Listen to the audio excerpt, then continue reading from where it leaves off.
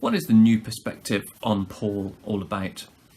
Well, really, there were two main things that people advancing the new perspective were trying to argue. The first one was to do with individualism.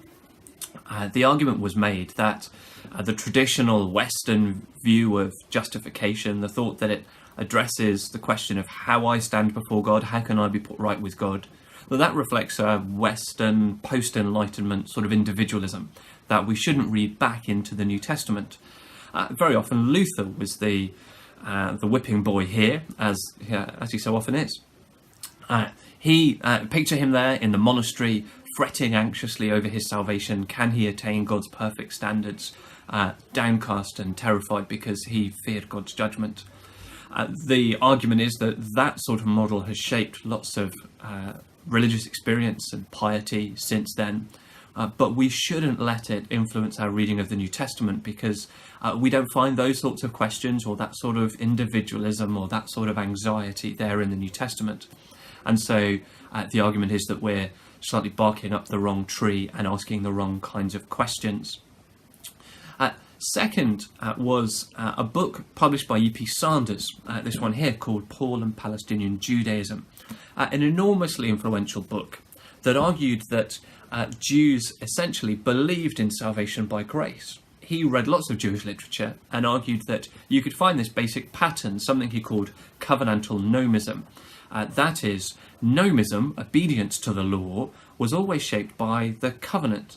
Israel knew that they'd been elected and saved, chosen by grace, and their obedience, their nomism, was simply a response to that salvation. He argued then that Jews were effectively good Protestants who knew they were saved by grace and were just living out a life of obedience in response to that salvation. That view was very widely accepted, but it obviously raised an enormous question. If the Jews believed in salvation by grace, then what was Paul's argument with Judaism? Paul seemed to be saying that he alone is arguing for justification by grace, through faith, whereas the Jews were arguing for justification by works. Well, when people tried to make sense of that, generally they argued that justification is answering a different question. It's not answering the question of how am I put right with God, because Jews knew the answer to that one, but rather, how do you tell who is part of God's people? How do you mark yourself out as belonging to God's people?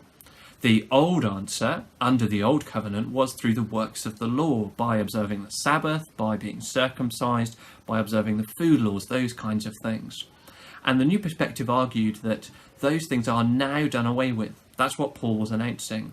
We are no longer marked out by works of the law, but by simply believing in Jesus. And one of the great advantages of that is that then the gospel can be a universal gospel, not simply available to people observing the Jewish laws, but available to Gentiles as well as Jews. James Dunn in particular argued that that's how we should understand works of the law. Tom Wright has pushed further to say that's also then how we should understand the language of righteousness and justification. It's not dealing with the question of how we are put right with God, but rather with how can you tell who is part of God's people. He puts that differently in different places, and that can make it hard to pin down, but that is very often the thought, that justification is this matter of how do you tell who belongs to God's people. Paul's great argument with the Jews was not about how you get saved, but how you now mark yourself out. And for Paul, it was important that his Gentiles could be included. That brings us back to that first point. If we're not supposed to be asking the individualism question, then we are supposed to be asking the ethnic question. That, for Tom Wright and others, was the big first century question. How do Jews and Gentiles relate? Now, there's lots that we could say in response to that. David Starling's article in the most recent issue of Primer would be a really helpful place to go. But it's worth just saying a couple of things now. First of all, on the individualism, of course we do need to be wary of a 21st century consumerist sort of individualism. That is a bad thing. On the other hand, it would be wrong to say that there is no individualism in the New Testament. Think about it. Jesus calls out his sheep by name. He knows them by name. Through the Gospels, we meet countless individuals whose lives are transformed by the message of forgiveness and grace. Think of the woman at Simon's house who loves much because she's been forgiven much. Think of Zacchaeus. Think of the tax collector at the temple who goes home justified. The New Testament presents us with countless individuals who are faced with that question of how they can be right with God. So there is an important sense in which that is a question, even if people in the first century weren't asking it, even if people in the 21st century aren't asking it. Perhaps they should be. So that's one thing. Second thing, is it true that when you read the Jewish literature, you find that they believed in salvation by grace and were only doing good works in response to that salvation? Well, no, I don't think it is. When you look at how the Jews thought about the future, what they were hoping for in the future, how they thought they would participate in the salvation that was to come, very, very often it was through their obedience to the law, through belonging to some smaller group within Israel who were going to be saved on that final day because they were doing the right things and they believed the right things. That's the sort of Judaism that we often meet in the Gospels. Those, in the words of Jesus, who've set their hope on Moses, on the law. So it's not right that you can see a view of salvation by grace in Jewish literature. That also means that when we come to the language of justification in Paul's letters, it means what the traditional reading of Paul has meant, it seems to me, that justification is the question of how can I be put right with God?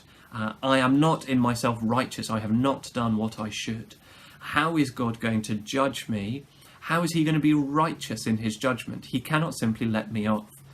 Rather, I need the righteousness of Christ to be included in him in order to be acquitted instead of punished for my sin. But one thing the New Perspective did get right is how often Paul addresses this question of justification to how people relate in his churches. Sometimes we have just reduced it down to how can I be sure that I'm going to be saved? Whereas Paul is often saying the doctrine of justification has massive implications for how we treat each other, how we accept one another. God has accepted us irrespective of our background, of our history, of our past, and he has done so graciously. So there is nothing that should shock me about somebody else. There is nothing that rules them offside. If they are following Christ, then they are part of his people, and I need to accept them and love them as Christ has loved and accepted and welcomed them. So the New Perspective has helped us realise there are horizontal implications for justification, even if on some of these other things I think they have confused what the Reform view kept quite clear. 2 books, let me recommend 2 books to help you think through this stuff further. Do have a look at David Starling's article in the issue of Primer. If you're looking for something after that, then this little book by Stephen Westerholm, Justification Reconsidered, is a really helpful guide to the New Perspective and some of the other debates around Paul. Each of the major figures in the debates gets a chapter, and within each chapter, Westerholm deals with what they're saying about Paul and gives a response to it. It's an enormously helpful little book. Then I can recommend Tom Schreiner's book, Faith Alone. This is part of a series. They've brought out 5 of these around the 5 solas that captured the essence of the Reformation, obviously all part of the celebrations of the 500 years since Martin Luther's 95 Theses. In this book, Tom Schreiner is trying to set out what the Reformers taught and why it still matters. And that is a good, really helpful guide that takes some helpful lessons from the New Perspective, weighs lots of those arguments, and then presents what seems to me a biblical, helpful take on justification. So, Tom Schreiner, Faith Alone.